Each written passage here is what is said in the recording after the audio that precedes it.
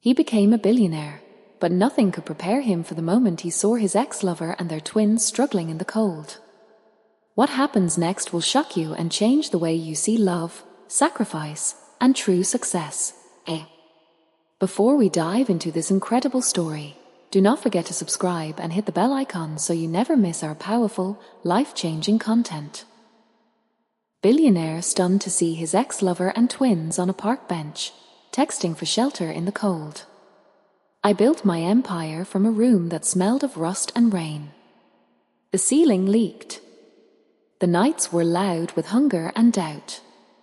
I remember the sting of rejection letters in my hands, ink bleeding like my pride. They called me foolish. They called me arrogant. One investor laughed in my face and said I would crawl back to poverty. That night I almost believed him. But she did not.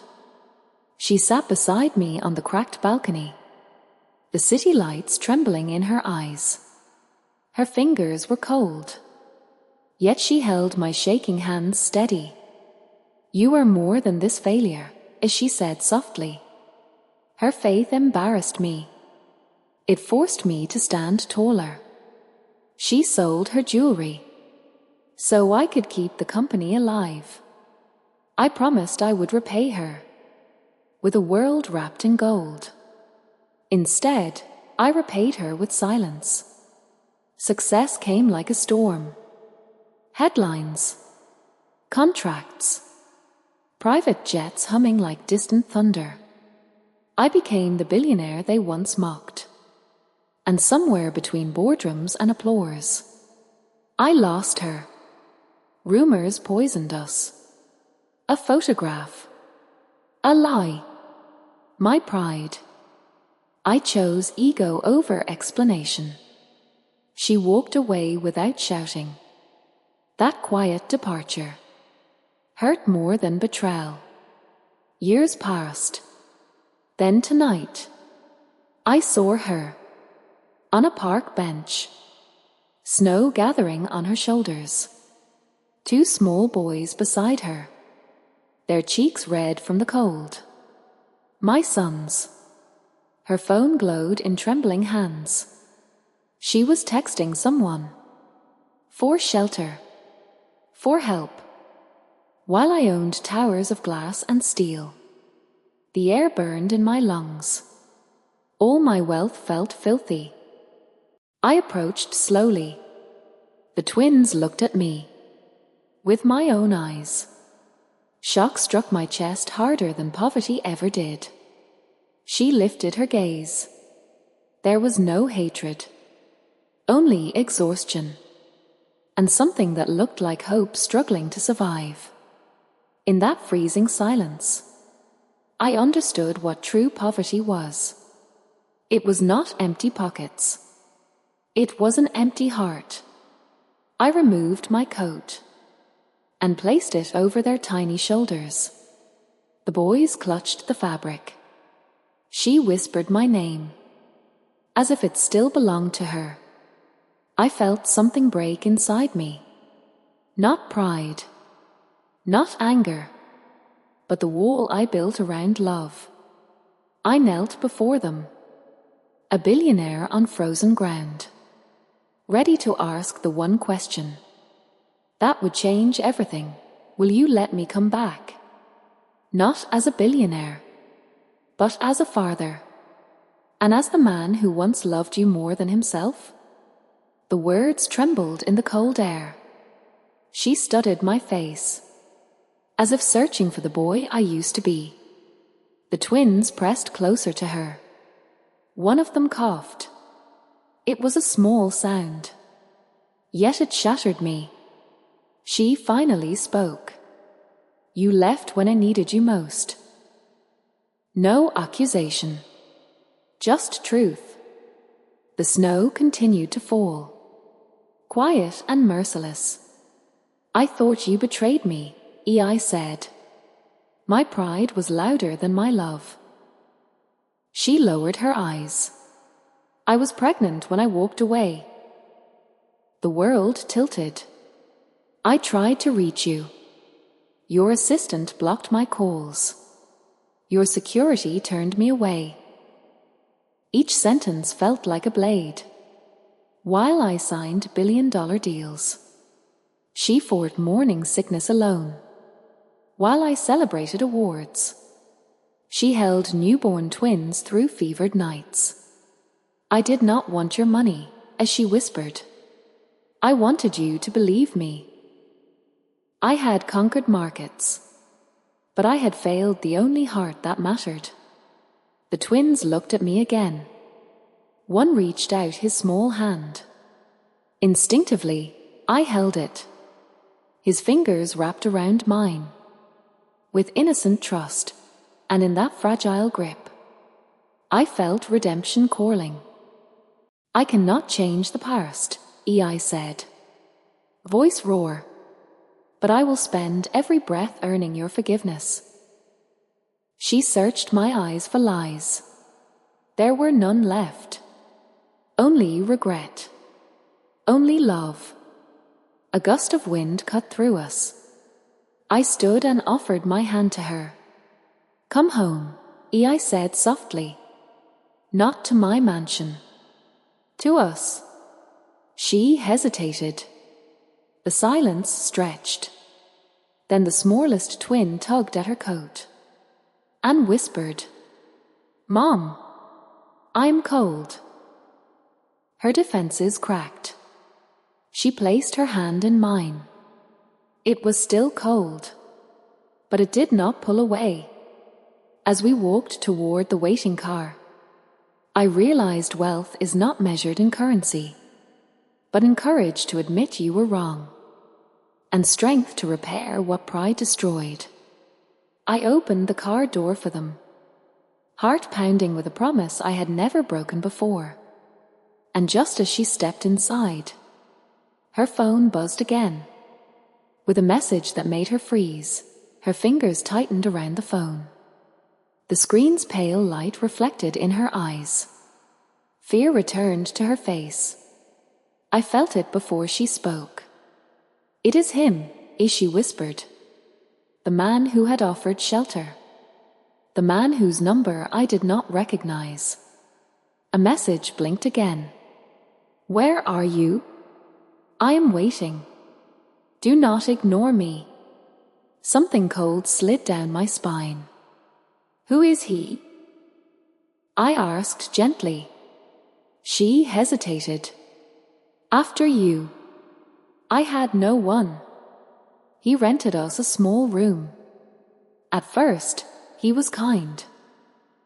The word was struck hard. He began asking for more, she said. Not money. Control. My jaw tightened. He said I owed him. Snow melted against the warm leather seats, droplets falling like quiet tears. And tonight? I asked. He said if I do not come back, he will throw our things into the street. Rage burned in me, but I forced it down. This was not a boardroom battle. This was her dignity, our son's safety. I took the phone from her trembling hand. Another message arrived. You cannot survive without me. For years I believed the same lie about myself. That I could not survive without power, without image, without pride. I handed the phone back. You do not owe anyone your freedom, I said quietly. Not him. Not me. The twins watched us, their small faces anxious yet trusting. I will settle the rent, I continued. I will ensure he never threatens you again. But the choice to walk beside me must be yours. She searched my face once more. This time she saw no empire, only a man stripped bare. I do not need a billionaire, as she said softly. I need a partner who stands when storms come. I swallowed the weight of my past. I will stand, I answered. The driver glanced at me through the mirror. awaiting instruction. My entire future balanced on a single word. I turned to her, heart louder than the falling snow. "Tell me where to go," I said. And as she opened her mouth to answer, the phone rang again, the ringtone sliced through the quiet. Sharp, demanding. The twins flinched. She stared at the screen, breathing shallow. I nodded gently. "Answer it." Her thumb trembled as she pressed accept. His voice burst through the speaker. "Where are you?" Not concern. Ownership. "I told you not to ignore me." I could hear traffic behind him. Impatience. She swallowed. "I found help," as she said quietly. A harsh laugh followed. "Help? From who? You think anyone will take you and those kids for free?" Each word was a reminder of how vulnerable she had been. My hands curled into fists, but I stayed silent. This was her battle to close. "You said I owed you," she replied, voice steadier now. "I paid with rent, with respect, with gratitude." "You owe me loyalty," he snapped. The twins looked at her, confused by the tension. Something shifted inside her. I saw it. The same fire that once believed in me. When I had nothing. "I do not owe you my life," as she said. Silence on the other end. Then anger. "You will regret this." The call ended. The quiet that followed felt different. Not fear. Release. Her shoulders dropped, as if chains had fallen away. She looked at me. Not for rescue. For partnership. "I'm done running," as she said. Pride filled my chest. Not the arrogant kind, but the kind born from witnessing courage. "You will never have to beg for shelter again," I told her. "But more than that, you will never stand alone again." The twins reached for both of us now. For small hands, binding what ego once broke. I gave the driver an address. Not the mansion. The old apartment building, where my first company was born. It still belonged to me. Empty. Waiting. "If we rebuild," I said softly, "we start where everything began. No secrets. No walls." She studied me in the dim light. And just as the car began to move, she asked the one question I was not prepared for. "Why did you never fight for me?" Her voice was not loud. It did not need to be. The question carried years inside it. The car moved slowly through falling snow. Streetlights blurred against the glass. I felt exposed. Not as a businessman. As a man. I believed success would fix everything, I said. I thought if I became powerful enough, no one could hurt us. She waited. But when the rumors came, when that photograph spread, I chose to protect my image. The word tasted bitter. I was afraid investors would leave. Afraid the board would doubt me. Afraid of looking weak. She nodded slowly. "And loving me made you look weak?" The truth settled heavily between us. "Yes," I whispered. Not because she was weak, but because I was. The twins leaned against my side now, sleep beginning to soften their eyes. "I built towers," I continued, but I had no courage to defend the woman who built me. Her silence cut deeper than anger. I went to your office, Ishi said. 8 months pregnant. I stood in the lobby for hours. I felt my heartbeat stumble. They said you were in a meeting. They would not let me through. I remembered that day. A merger worth billions. Applause in a glass room. While she stood below, alone. I left before you could see me, Ishi said. I did not want pity. Shame wrapped around my chest. I deserved to lose you, I admitted. The car stopped at a red light. Snow tapped gently against the windshield. But I do not want to deserve you again, I said. I want to become the man who fights first. Who listens first? Who believes first? She studied my face, searching for ambition. She found humility. If we try again, as she said softly, it will not be for comfort. I nodded. It will be for truth. Her hand moved slowly, resting over mine.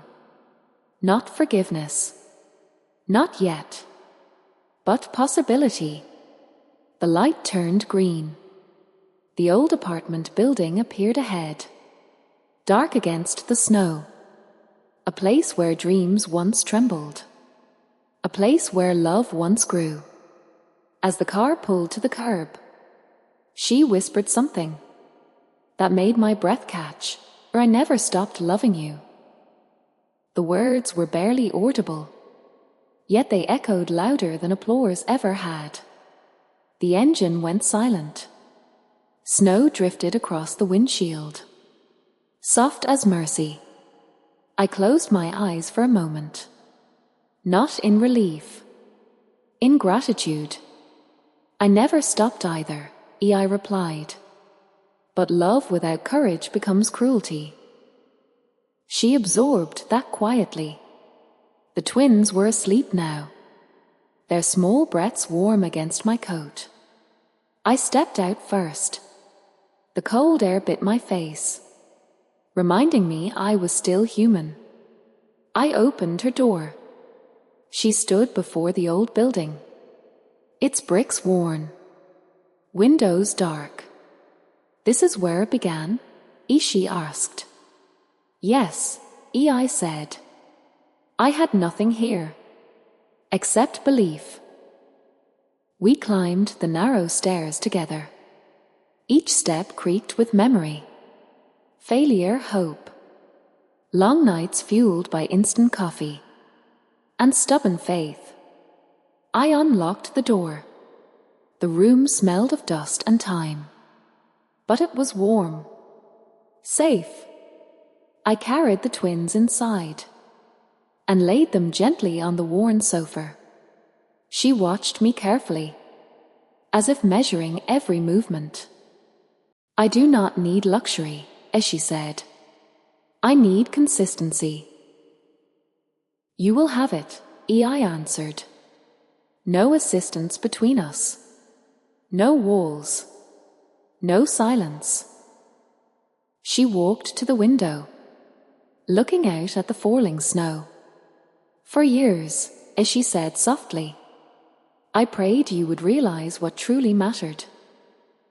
I stepped closer, not touching her yet. I realized tonight, I said, when I saw you asking someone else for shelter. That image would haunt me forever. A billionaire, and the woman he loved, left in the cold. She turned toward me.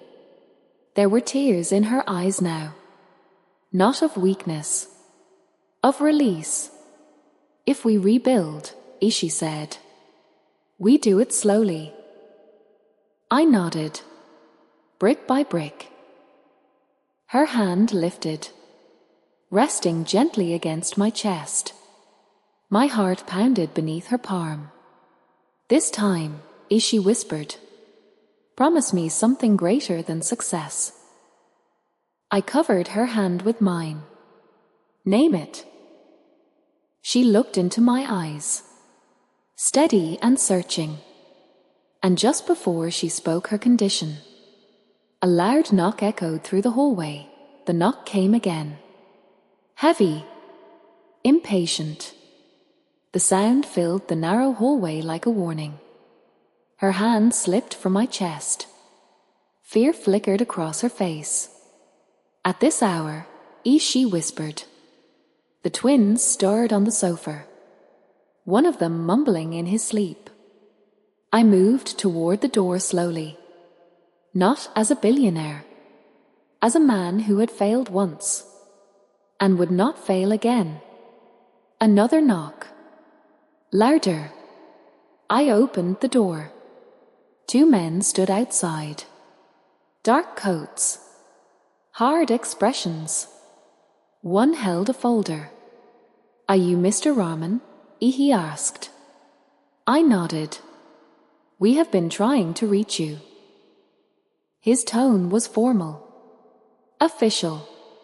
My mind raced. Board issues? Legal trouble? I had left the office abruptly tonight. We represent your board of directors, he continued. Her eyes widened behind me. The emergency vote has been called. A chill moved through me.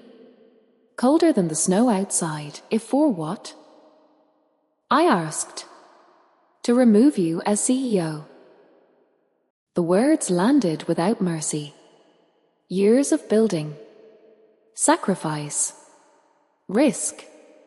Balanced on a decision made in a room. I was not in. You abandoned a critical negotiation tonight, he said. Investors are nervous. Of course they were. Markets value stability. Not love. Not redemption. Behind me, she stepped closer. She heard everything.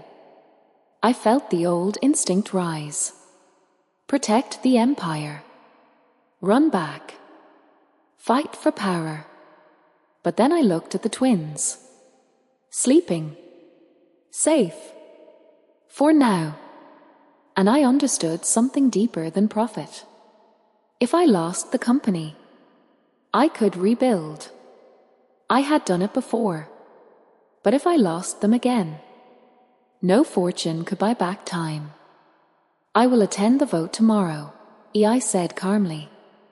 The man studied me. You may lose everything. I almost smiled. No, I replied quietly. I already know what everything is. They handed me the documents and walked away. The hallway fell silent again. She searched my face. You can still go back tonight, as she said. I closed the door gently. No, I answered. For the first time. I'm exactly where I should be. Her eyes softened, but uncertainty remained. Are you sure? She asked. I stepped closer to her. I spent years choosing ambition over love. I paused. This time, I choose you. Outside, the wind howled against the building. Inside, everything stood still. She opened her mouth to respond.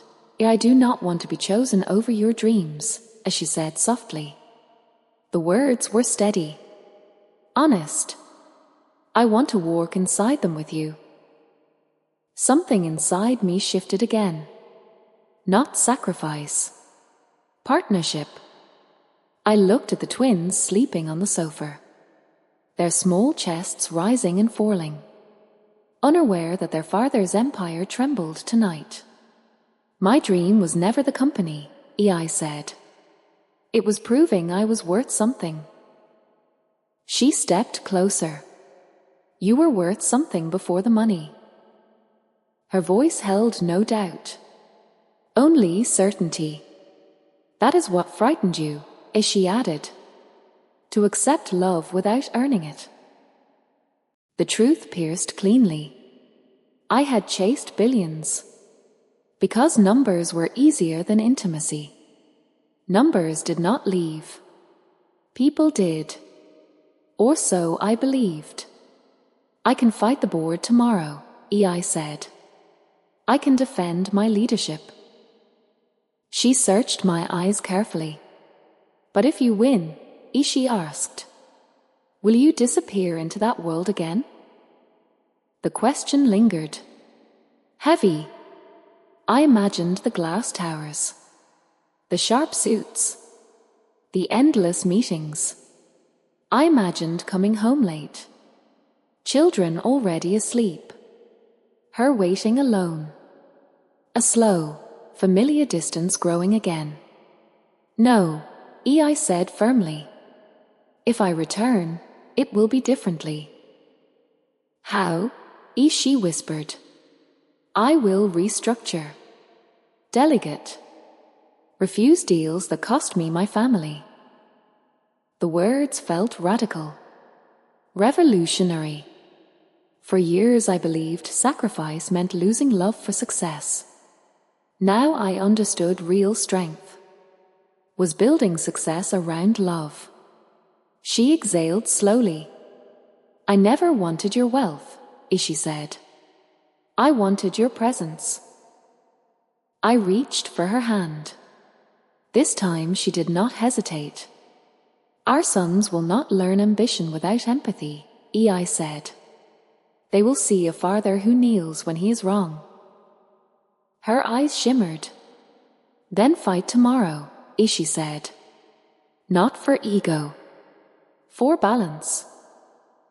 The twins stirred again. One opened his eyes halfway, looking at me in the dim light. Are you staying? He murmured sleepily. My throat tightened. Yes, I answered. For good. He drifted back to sleep. She rested her head briefly against my shoulder. Outside, the storm eased. Inside, a different storm prepared to rise. Tomorrow, the board would decide my title. But tonight, she looked up at me and asked, are you ready to tell the world the truth about us? The question settled between us like a final test. Tell the world. Not hide. Not protect an image. Reveal everything. Our history? I asked quietly. Our sons, she replied. No more secrets. For years I had crafted narratives for investors. Polished statements. Carefully edited truths. But this was different. This was exposure without strategy. If I announced them publicly, the media would dig. They would question timelines. Speculate. Judge her. My jaw tightened. I will not let them tear you apart, I said. She lifted her chin. I survived alone, she answered. I can survive noise. It was not fear in her eyes. It was dignity. I do not want to be hidden like a mistake, as she continued. The words struck deep, because that was what my silence had made her feel like. A liability. I stepped closer. You are not my scandal, I said firmly. You are my foundation. The room felt warmer suddenly, though the windows still carried frost. If the board removes me tomorrow, I said, I will hold a press conference anyway. Her breath caught. You would risk everything? I almost smiled. I risked everything once for pride. I can risk it now for truth. The twins shifted again. One rolled toward us, small hand reaching instinctively. I knelt and adjusted the blanket around them. Their trust was effortless. Pure. I stood again. Tomorrow, I said slowly. I will walk into that room not as a man hiding a family. I paused, but as a father defending one. She searched my face one last time. No hesitation. No calculation. Only resolve. And if they choose profit over integrity, she asked. Then I build again, I answered. I have done it before. Silence wrapped around us gently now. Not tense. Hopeful. She stepped into my arms. Not dramatic. Not desperate. Just certain. For the first time in years, I felt aligned. Ambition and love standing side by side. Outside, the snow had stopped. A thin line of dawn began to color the sky. Morning was coming. And with it, consequences. She looked up at me, eyes steady in the growing light. Then promise me one last thing, she said. I held her closer. Anything. She drew a slow breath and began to speak. Promise me, as she said softly, that if the world turns against you tomorrow, you will not turn against yourself. The words were unexpected. Not about money. Not about status. About my soul. I felt the weight of every year. I had measured my worth by numbers. Stock prices. Net profit. Market value.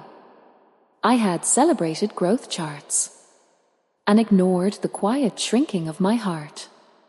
I have been my own harshest enemy, I admitted. When deals failed, I punished myself. When rumors spread, I isolated myself. When you left, I convinced myself I deserved the loneliness. She listened without interrupting.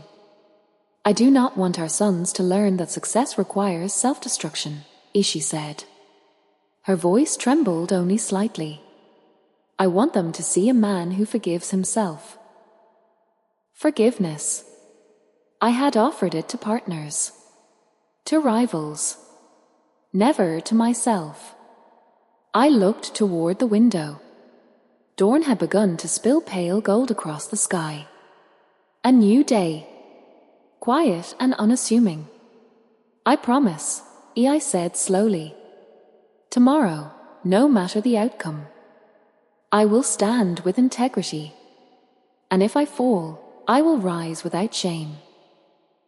Her shoulders relaxed. The tension of years seemed to loosen.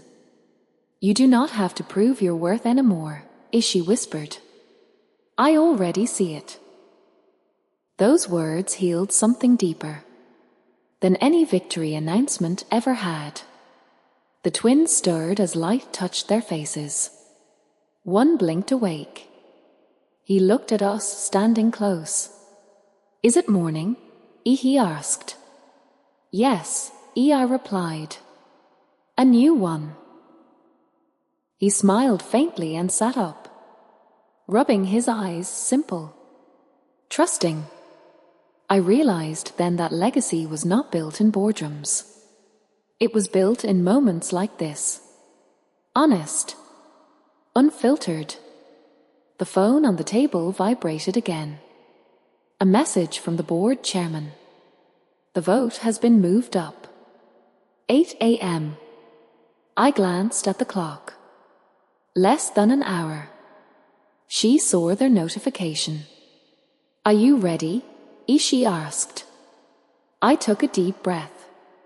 Not of fear. Of acceptance. Yes, I said. But before I walk into that room, there is something I must do. She tilted her head slightly. What? I reached for my phone and opened the camera. I raised the phone slowly, capturing the three of us together. The twins, sleepy but curious. Her, standing beside me. Her hand resting lightly on my arm. No filters. No perfect lighting. Just truth. I want the world to see this, EI said. Her eyes widened. Not for pride, I continued. Not for show, but to remind everyone that the greatest success is measured in love, courage, and integrity. I sent the photo to my social media accounts. Immediately, messages flooded in. Support, encouragement, even some judgment. It did not matter. I had chosen transparency over image. The board meeting could wait. The empire could wait. This moment would define my life. She smiled softly. A rare, gentle smile that no contract could buy. The twins laughed quietly. A sound warmer than any applause. I realized then that the real fortune was not wealth in banks, not power over markets, not even the title of billionaire.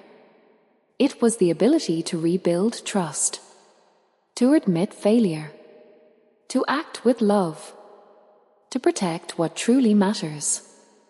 Hours later, I walked into the boardroom.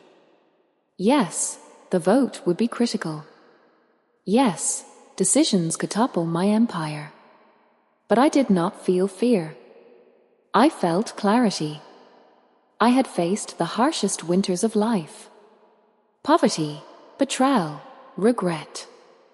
And through them, I had learned that no success is worthwhile if it costs your humanity.